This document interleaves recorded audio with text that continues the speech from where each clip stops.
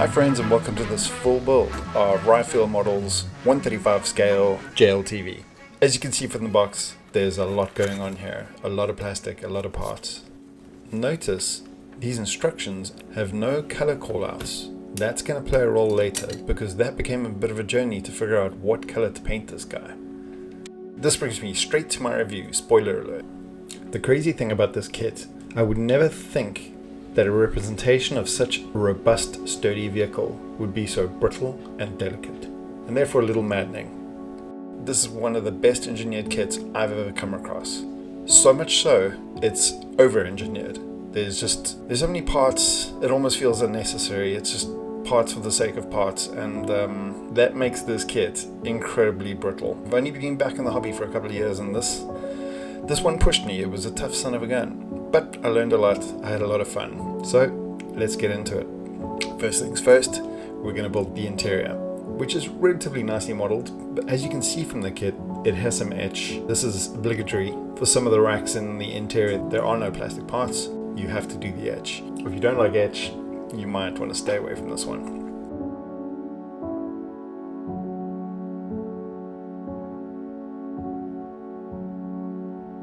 While we build this, let's have a look at the JLTV. The JLTV, as I'm sure we all know, was the replacement for the Humvee, which was a little too susceptible to IED attacks in the Middle East in the early 2000s. The contract went out from the Defense Department, and Oshkosh eventually won the contract for this guy. Has quite a bit more clearance off the ground and is somewhat more resistant to IED attacks. The program was initiated in 2006. In 2015, Oshkosh was awarded the contract by the US Army and the Marine Corps. They awarded them an initial low-rate production run. The first JLTVs were delivered to the US in the beginning of 2019, and around June, they went into full production. The Army did eventually open up the contract to other companies like AM General. However, to this day, Oshkosh produces JLTVs under its own contract, and Oshkosh retains the right to manufacture this vehicle for international customers. Those global customers include several NATO allies, including United Kingdom, Lithuania, Slovenia, and Montenegro.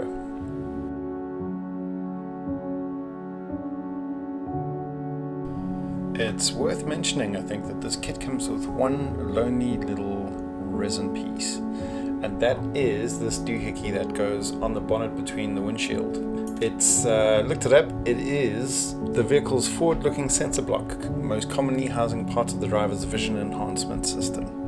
Who knew? Now, I'm sure it's my fault, but sticking this on vanilla, it was sitting skew, so I used a little piece of spare plastic just to brace it and help get that guy on there straight.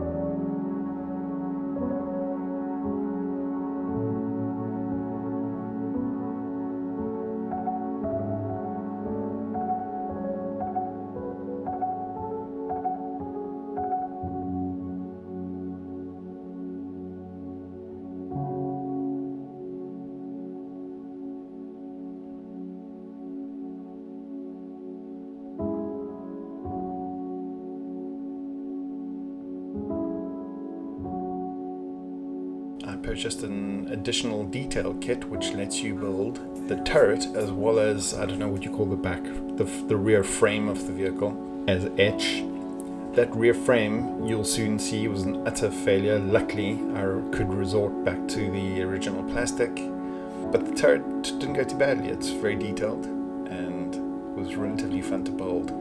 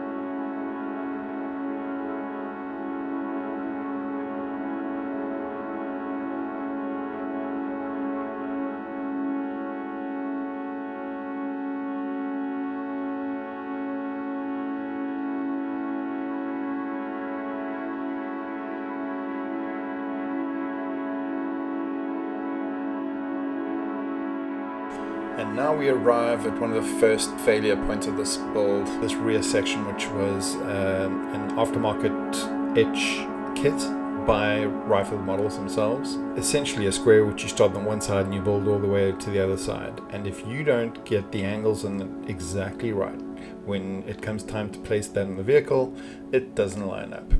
Which is all my fault, and again, lesson learned, but luckily I was able to resort back to the original pieces, which in hindsight look just fine.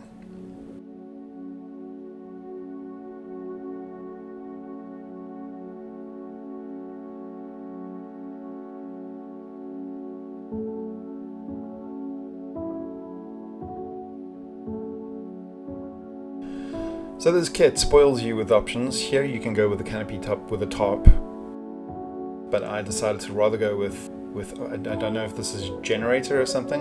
It looks like a Jenny with a roll cage over that. Partly just because it's more detail and look more fun, but also very delicate, brittle, and these did break a couple of times.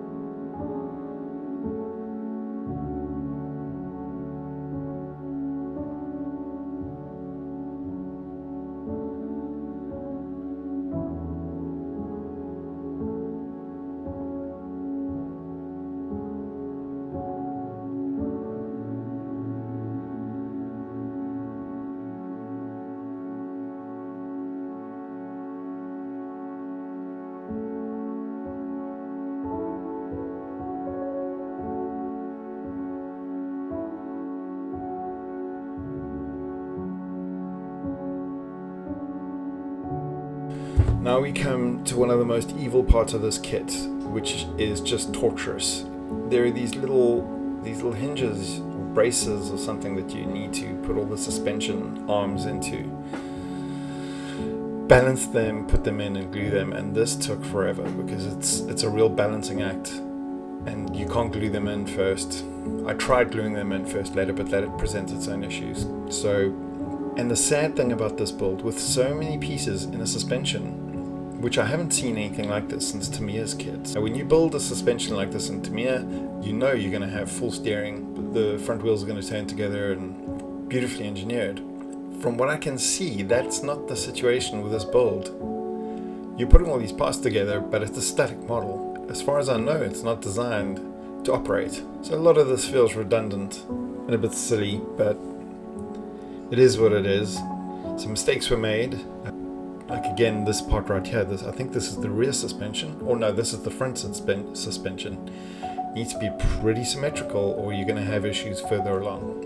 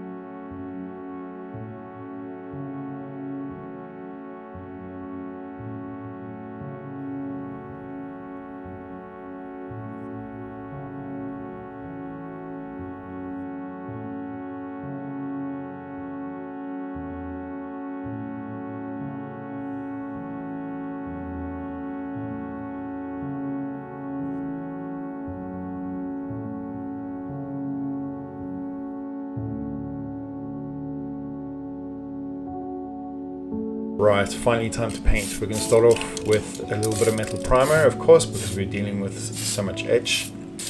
This is Tamiya's metal primer.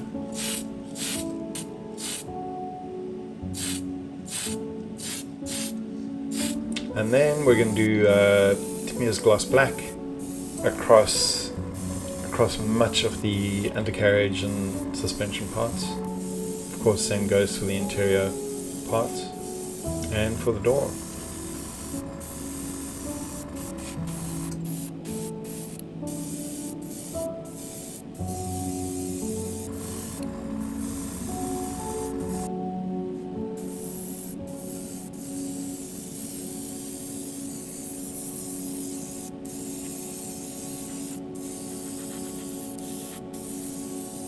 It does spray quite well, but in this case I don't think my mix was quite right. I think I may have had it running a bit thin.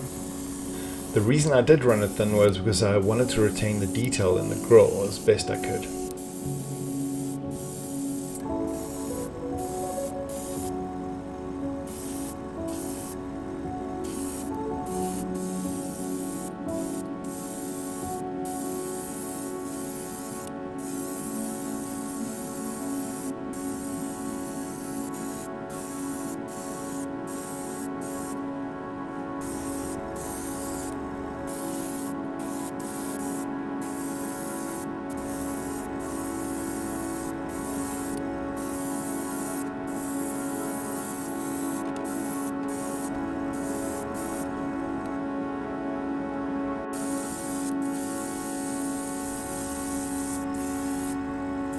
What I wanted gloss black is now gloss black, so now I'm going to revert to my favorite primer, which is Mr. Surfacer 1500 black, just for a few of the parts, and then once I'm done with that, I'm going to mask off this grille part. I was very cautious with this part. It's the centerpiece of any vehicle, is the grille basically, and this is it, with a beautiful etch piece for the grille. How gorgeous. So I wanted to protect the paint job, make sure I didn't kill any detail and spill any paint into any crevices where I'd block said detail.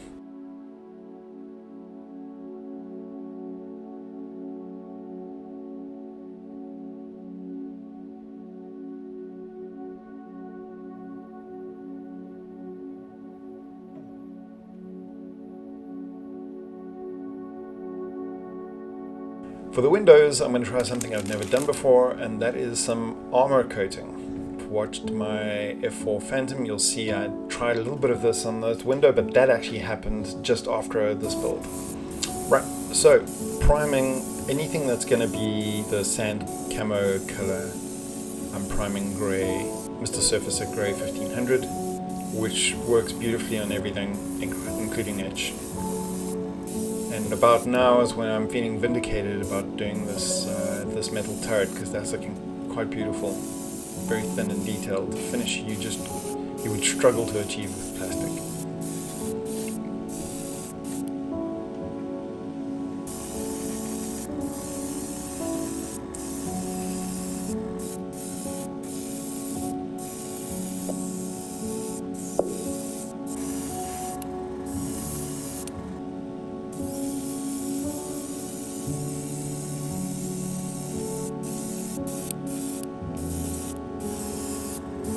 And now we come to the big color question.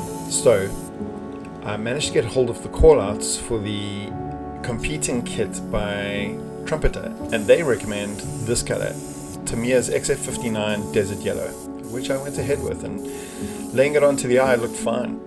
But 5 minutes into this paint job, my subconscious was nagging at me, going, this is not the right color. There was something off, and I didn't really see it until days later.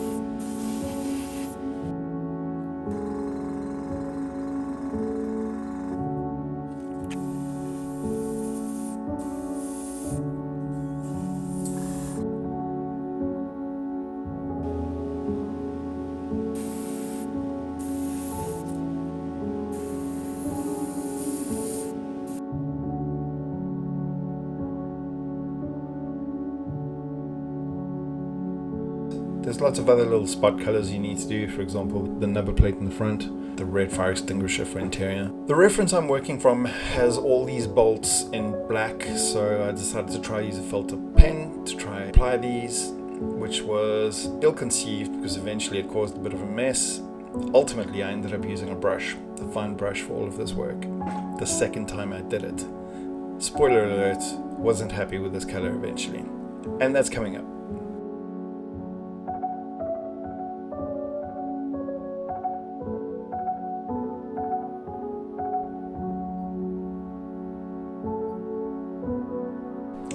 For all the light fixtures, I'm using a Vallejo's Aluminium color, which paints quite nicely. That, of course, is going to go in all the reflectors too, with a transparent orange or red. They'll go over those.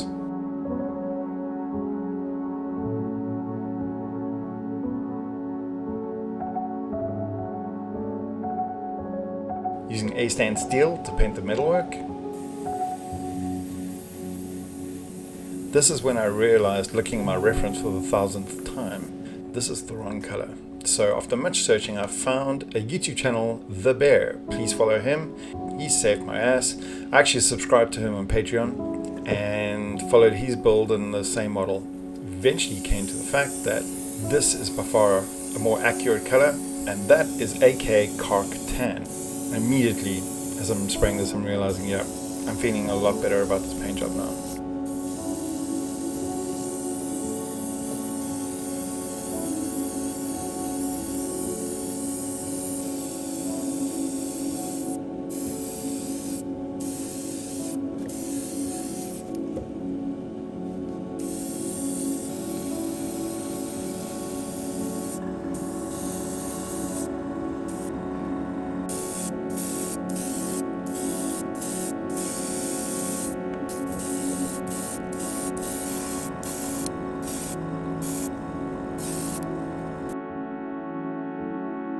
Decal time. So having sprayed this with a matte varnish, which still has a little bit of gloss to it, I'm applying decals and I'm going to soften them with micro set and micro sol.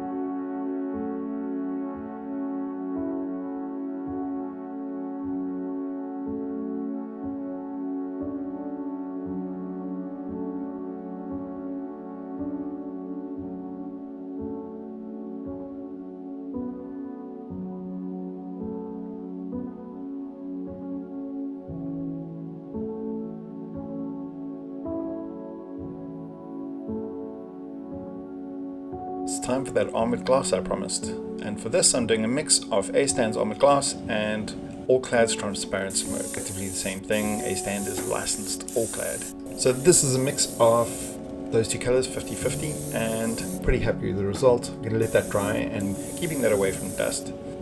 From the same product line, I'm going to do the red and mix that with the yellow to make orange for the tail lights. So this kit involved lots of little touch-ups. For example, doing all the bolts again with fine black brush, and then of course cleaning that up with a Carc Tan afterwards. Back to the interior, I'm using some hobby resin with UV light just to add some high gloss to the some of the dash.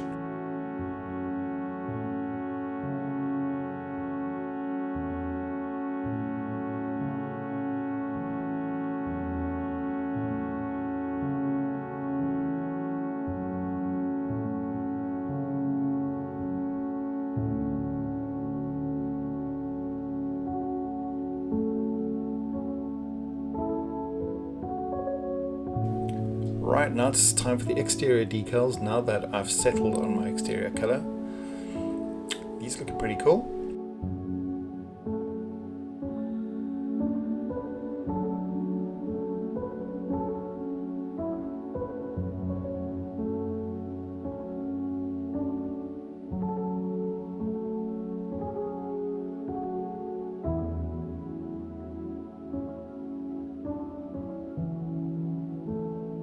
Once that's done, I'm going to seal in all that work with a polyurethane matte varnish from Vallejo. Time to assemble that interior. As it is with many vehicle models where the assembly only happens right at the end, it's very rewarding because everything's been painted and treated and decaled. Seeing it all come together so quickly is a lot of fun.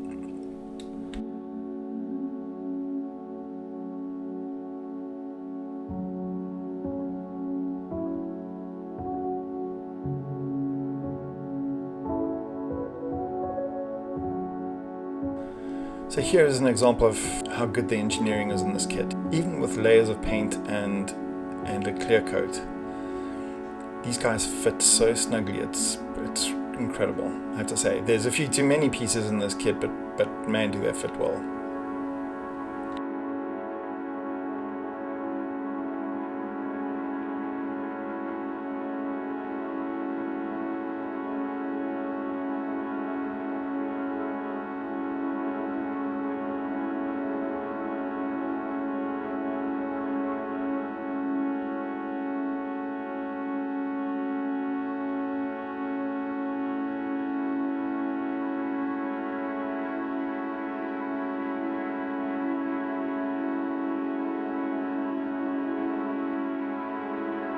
My biggest gripe with the whole build is probably this section right here, where the rear and the front suspension fit onto the chassis, the center chassis, through these tiny little spots.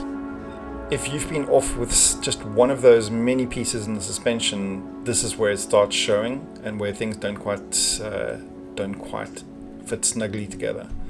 And again, it's over-engineering.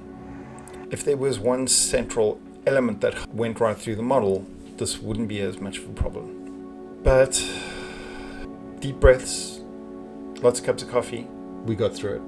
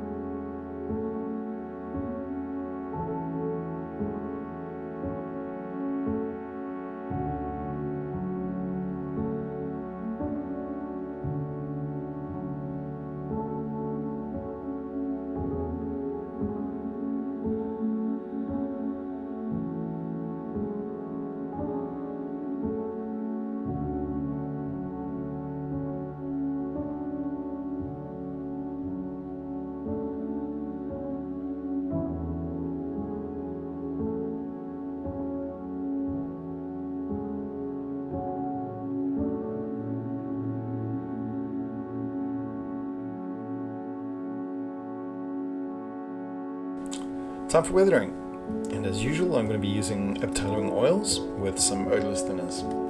So I'm going to lay that on there, get the surface nice and moist, and then lay on some sand colored oils, pretty thick and heavy, and work it in with a brush. And if that disappears altogether, it's fine. It's about building layers here, just like sand would build on top of model, and I'm going to go do it over and over again.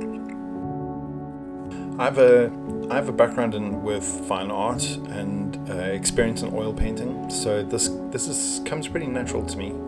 Not that I'm that good at anything yet, I'm still practicing, still finding my way around doing oils with models.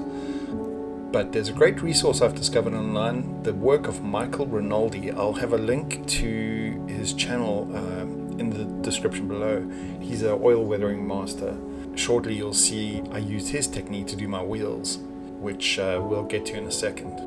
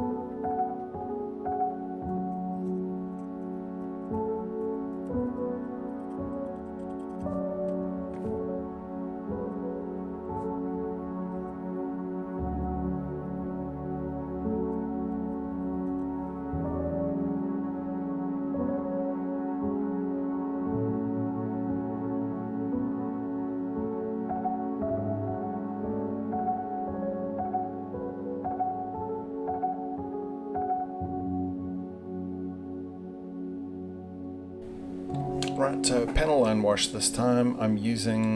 I started using Ammo's wash for desert camouflage vehicles, but it was a bit invisible on this vehicle, as you can see here. So I started off with Tamiya's brown, which worked a little bit better as an accent.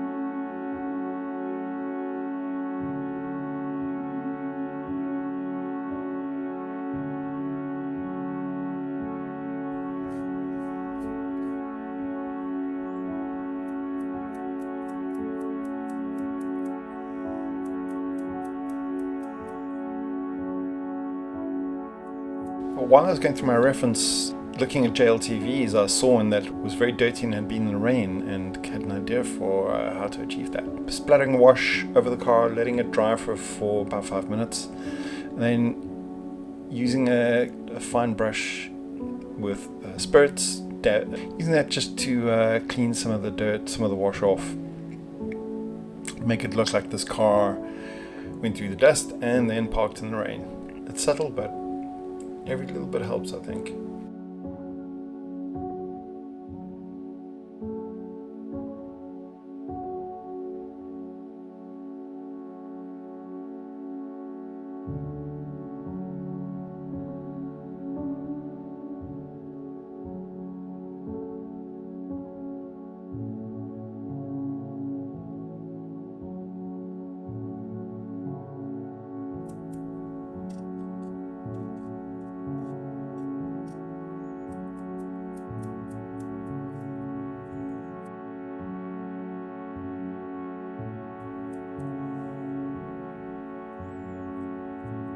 First I'm going to sand the wheels before I get to my little technique I teased before, Michael Rinaldi's method. He preaches about going from light to dark, and therefore had an example of starting your tires, painting your tires white. Now, I just had my first experience with shocked plastic on my first Formula 1 model, which is the Type 33 you'll find on my channel. With that episode I realized how little I know about chemistry. So with this, I wasn't too sure how Mr. Surfacer, being a lacquer primer, would react to rubber. So I decided to use a white acrylic primer paint, which is Vallejo, to make these tires white. We start off there, and then I'm going to use different shades of black and brown to start painting this guy, and then just about dry brush all these different, each color on more and more as I go, getting darker and darker eventually, and then basically using ochre colors as the dirt color, dry brushing them on as well as wash.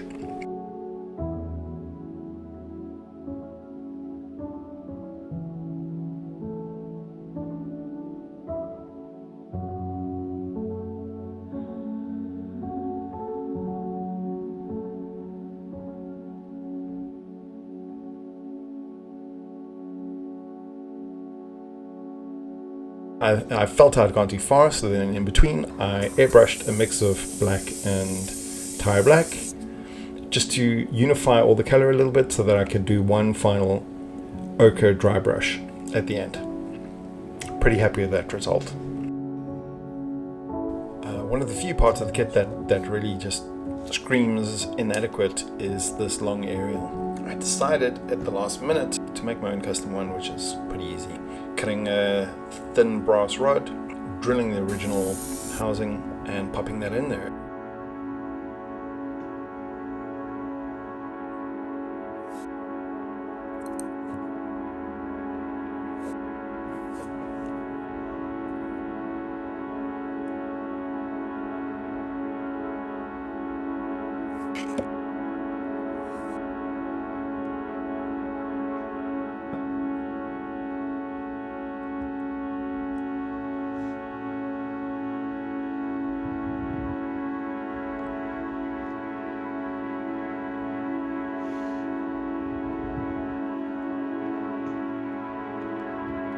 And then after that, using some Vallejo Desert pigment top, dusting the whole car off with that.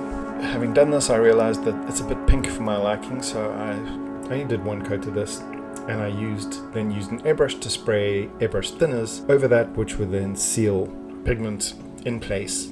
We're heading toward the end now, and to finish with the weathering, what I want to do is use a lighter shade of this color and almost like a light dust, but from one direction, that's from the top. So for that I'm using Mr. Hobby's yellow, which is strange because it's not yellow, it's very much a variant of. In any case, this I believe was also from Bear's channel.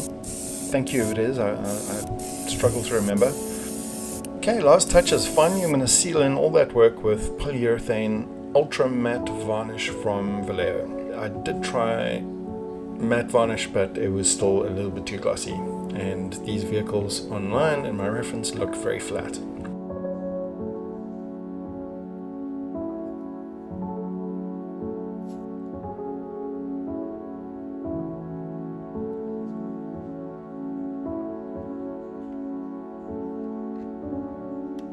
The headlights were nice to do. There I painted in a little bit of silver into the recess and used a black marker over that to get nice detail in there.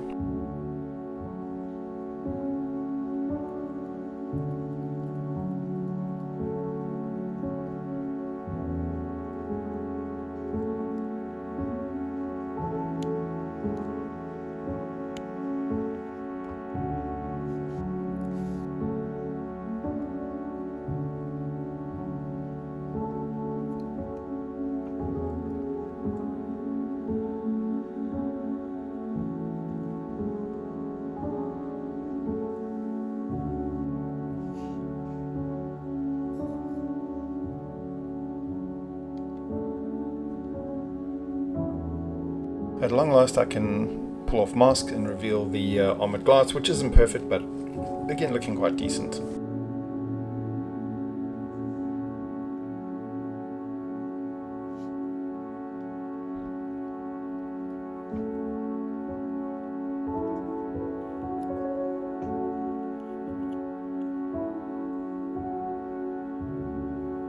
On top of that, I'm also for the first time going to try do some wiper masks over the windscreen.